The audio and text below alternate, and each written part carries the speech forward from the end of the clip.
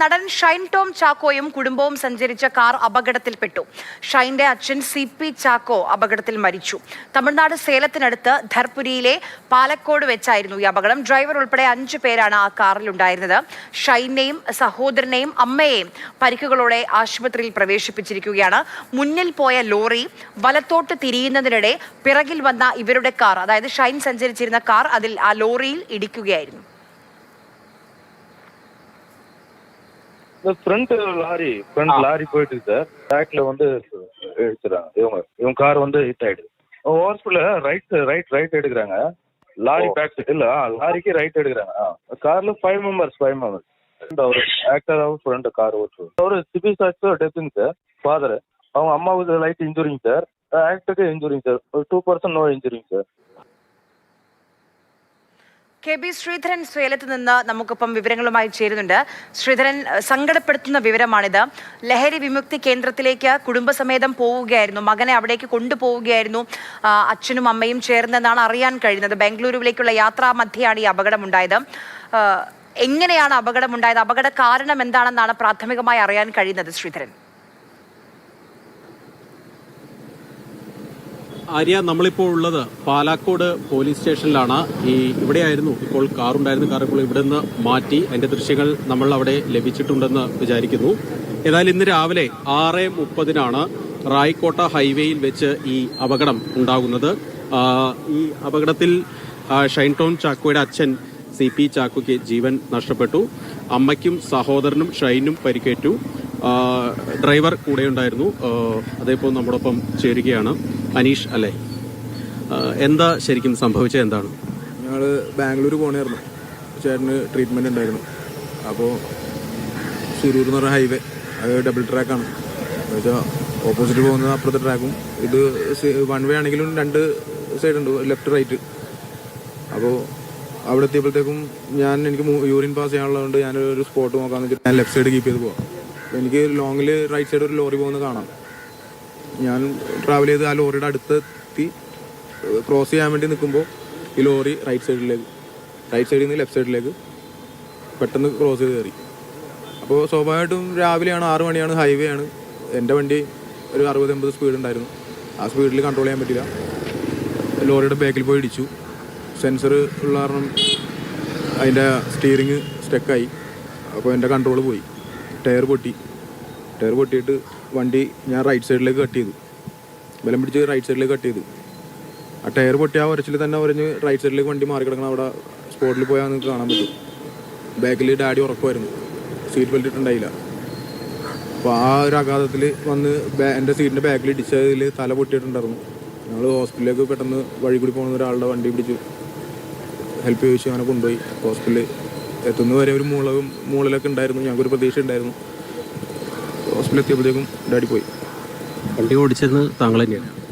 ഞാൻ അത് കോയമ്പത്തൂർ വരെ ജോക്കുട്ടനാണ് ഓടിച്ചിരുന്നത്, അനിയൻ.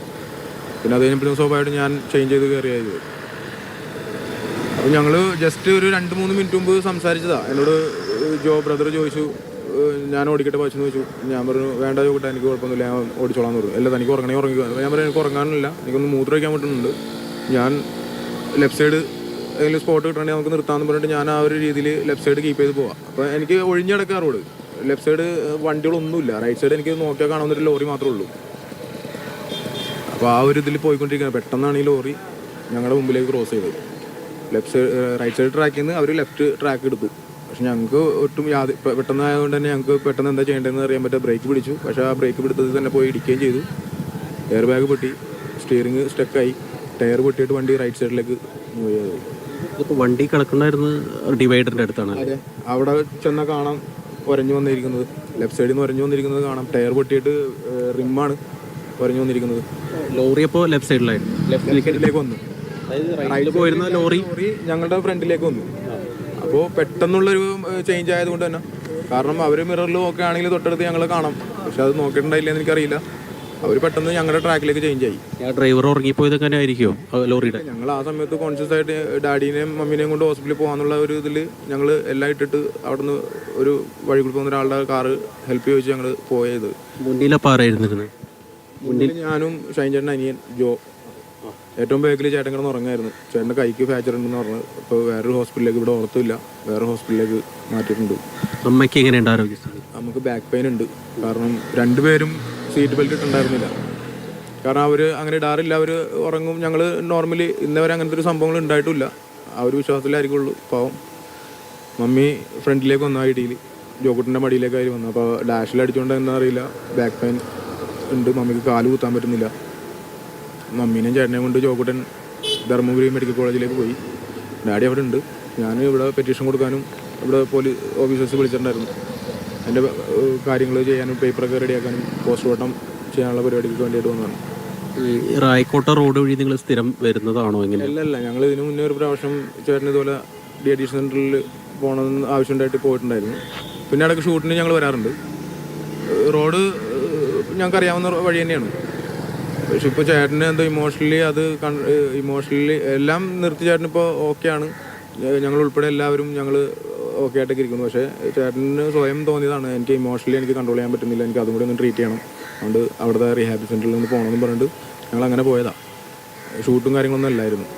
തൃശ്ശൂരിൽ നിന്ന് എപ്പോഴാണ് നമ്മൾ പുറപ്പെട്ടത്? തൃശ്ശൂരിൽ നിന്നല്ല, കൊച്ചിയിൽ നിന്ന് പുറപ്പെട്ടു. കൊച്ചിയിൽ നിന്ന് എപ്പോഴാണ് പുറപ്പെട്ടത്? ഞങ്ങളൊരു 10-11 മണിയായി. ഇവിടെ ഒരു 6 മണിയായപ്പോഴെത്തി. ഞങ്ങൾ നോർമലി സ്പീഡൊന്നും ഇല്ലാതെ ഞങ്ങൾ ഷൂട്ടല്ല, അതുകൊണ്ട് തന്നെ ഞങ്ങൾക്ക് എപ്പോൾ എത്തിയാലും മതി, രാവിലെ ഉച്ചയ്ക്ക് എപ്പോൾ എത്തിയാലും മതി. അതുകൊണ്ട് തന്നെ ആ ഒരു രീതിയിലാണ് പോകുന്നത്. പിന്നെ ഹൈവേയിലൊക്കെ ആകുമ്പോഴത്തേക്കും നമ്മൾ ഒരു 60-80 സ്പീഡിലാണ് പോകുള്ളൂ. ഇത് കൺട്രോൾ ചെയ്യാൻ പറ്റുമായിരുന്നു. ഒരു 100 മീറ്ററെങ്കിലും മുന്നേ വെച്ചാണ് ലോറി നമ്മൾ ട്രാക്കിലേക്ക് വരുന്നതെന്നുണ്ടെങ്കിൽ എനിക്ക് റൈറ്റിലേക്കോ അല്ലെങ്കിൽ സ്ലോ ഡൗൺ ചെയ്യുക, അങ്ങനെ എന്തെങ്കിലും ചെയ്യാമായിരുന്നു. ഇത് സഡൻലി ഉള്ളൊരു ചേഞ്ച് ആയ കാരണം എനിക്കും ബാലൻസ് കിട്ടിയില്ല. ബ്രേക്ക് ചവിട്ട്, പക്ഷേ ആ ചവിട്ടിൽ ഇടിയും ഒരുമിച്ചായിരുന്നു. ലോറിക്കാരവിടെ നിർത്തിയിരുന്നോ? അവർ വണ്ടി നിർത്തി? ഇവർ സ്റ്റേഷനിൽ കൊണ്ടുവന്നു എന്നാണ് പറഞ്ഞത്. അവർ അറസ്റ്റ് ചെയ്തിട്ടുണ്ടെന്ന് പറഞ്ഞത്. പക്ഷെ നാട്ടിൽ നിന്ന് ഇപ്പോൾ എനിക്ക് ഫാമിലിയിൽ നിന്നാണെങ്കിൽ മറ്റുള്ളവർ വിളിച്ച് പറയുന്നത് നിർത്തിയിട്ട ലോറിയുടെ ബാക്കിൽ ഇടിച്ചത്. ഹൈവേയുടെ നടുക്ക് എങ്ങനെയാണ് നിർത്തിയിരുന്നത്? അവിടെ കൂടിയിരുന്ന ആൾക്കാർ ഞങ്ങളെ പ്രാഥമികമായിട്ട് നമുക്ക് ഈ ലോക്കലിൽ നിന്ന് കിട്ടിയ വിവരങ്ങളാണ് അങ്ങനെ പറഞ്ഞിരിക്കുന്നത്. പക്ഷേ അവിടെ ആ സമയത്ത് ഓടിക്കൂടിയ ആൾക്കാർക്ക് അറിയാം ലോറി നിർത്തിയിട്ടേക്കണല്ല. ഈ ഇവരിപ്പോൾ ഏത് ആശുപത്രിയിലാണ് ചികിത്സയിലുള്ളത്? ഇപ്പോൾ ചേട്ടനും മമ്മിയും ജോ ഉള്ളത് ധർമ്മപുരി മെഡിക്കൽ കോളേജിലാണ്. ഞാനിപ്പോൾ ഇവിടെ അവിടെ നിങ്ങൾ പോകും, ഡാഡീൻ്റെ കാര്യങ്ങൾ ശരിയാക്കണം. അപ്പോൾ അവിടുത്തെ പേപ്പർ കിട്ടാണ്ടായിരുന്നു, അതിനുവേണ്ടി വന്നതാണ്. ഡെഡ് ബോഡിയൊക്കെ എവിടെയുള്ളത്? ഡാഡി ഇവിടെ അടുത്തുള്ളൊരു ഒരു ഹോസ്പിറ്റലാണ്. അത് ഞങ്ങൾ ട്രീറ്റ്മെൻറ്റിന് വേണ്ടി കൊണ്ടുപോയ ഹോസ്പിറ്റലാണ്. പക്ഷേ ഹോസ്പിറ്റലിൽ എത്തുന്നതിന് മുമ്പ് ഡാഡി മരിച്ചു. അപ്പോൾ അവിടെ ചേട്ടന് അവിടെ ഓർത്തോ ഡോക്ടർ ഇല്ലാത്തതുകൊണ്ട് തന്നെ അന്ന് ഡാഡീനെയും ധർമ്മപുരിയിലേക്ക് കൊണ്ടുപോകാമെന്ന് പറഞ്ഞു. പക്ഷേ ഇവിടുത്തെ മിനിസ്റ്ററൊക്കെ ഇടപെട്ടിട്ട് ഇപ്പോൾ വേറെ ഏതൊരു ഹോസ്പിറ്റലിൽ 12:30 പോസ്റ്റ്മോർട്ടം ചെയ്യാന്നുള്ള രീതിയിൽ നിൽക്കുക. നാട്ടിൽ ആൾക്കാർ വന്നിട്ടുണ്ടോ? ബന്ധുക്കളും സുഹൃത്തുക്കളും? ചേട്ടൻ്റെ സുഹൃത്തുക്കളും സിനിമയിലുള്ള കുറച്ച് പേര് വരുന്നുണ്ട്. സോഹൻ ചേട്ടനും പ്രവീൺ ചേട്ടനൊക്കെ ആയിട്ടൊക്കെ വരുന്നുണ്ട്. എന്നെ ഇപ്പോൾ ഉണ്ണികൃഷ്ണൻ സാർ വിളിച്ചിരുന്നു, എൻ്റെ സഹായം പറയാൻ പറഞ്ഞു. ടോവിനെ വിളിച്ചിരുന്നു. അപ്പോൾ വരണമെന്ന് ചോദിച്ചു. ഞാൻ പറഞ്ഞു എനിക്കറിയില്ല, ഇവിടുത്തെ പോസ്റ്റ്മോർട്ടം കഴിഞ്ഞിട്ട് ഇവിടെ ഹോൾഡ് ചെയ്യുന്നുണ്ട്, നിങ്ങൾ ഓടിയതുമ്പോഴേ കൂടെ അതുവരെ ഞങ്ങളിവിടെ നിൽക്കുമെന്ന് അറിയില്ല, എന്തെങ്കിലും ഞാൻ അപ്ഡേഷൻ ചെയ്തോളാം എന്ന് പറഞ്ഞു. ടോവി ചേട്ടനടുത്തും അഭിറാം വിളിച്ചിട്ടുണ്ടായിരുന്നു. ഇവരെ ഇപ്പോൾ ട്രീറ്റ്മെന്റിന് നാട്ടിലേക്ക് കൊണ്ടുപോകും, അങ്ങനെ എന്തെങ്കിലും തീരുമാനമുണ്ടോ? അത്ര വലിയ കാര്യമായിട്ടുള്ള പരിക്കുണ്ട്? ചേട്ടനാണോ കൊടുക്കുന്ന, അല്ലെങ്കിൽ ചേട്ടന് ഓപ്പറേഷൻ ഉണ്ടോ എനിക്കറിയില്ല. ഇവിടെ നിന്ന് പറഞ്ഞത് ഫ്രാക്ചർ ആയിട്ടുണ്ടെന്ന്, എല്ല് പൊട്ടിയിട്ടുണ്ടെന്നാണ് പറയുന്നത്, ഒടിഞ്ഞിട്ടുണ്ടെന്ന് പറഞ്ഞത്. അപ്പോൾ എക്സ്റേ എടുത്ത് നോക്കിയിട്ട് എന്താണ് എന്നുള്ളത് അപ്ഡേഷൻ എനിക്ക് കിട്ടിയിട്ടില്ല. ഇനി അവിടെ ഹോസ്പിറ്റലിൽ പോലും അറിയുള്ളൂ. ഇപ്പോൾ ഡാഡിനെ എന്തായാലും കൊണ്ടുപോകണമല്ലോ ഞങ്ങൾക്ക് നാട്ടിലേക്ക്.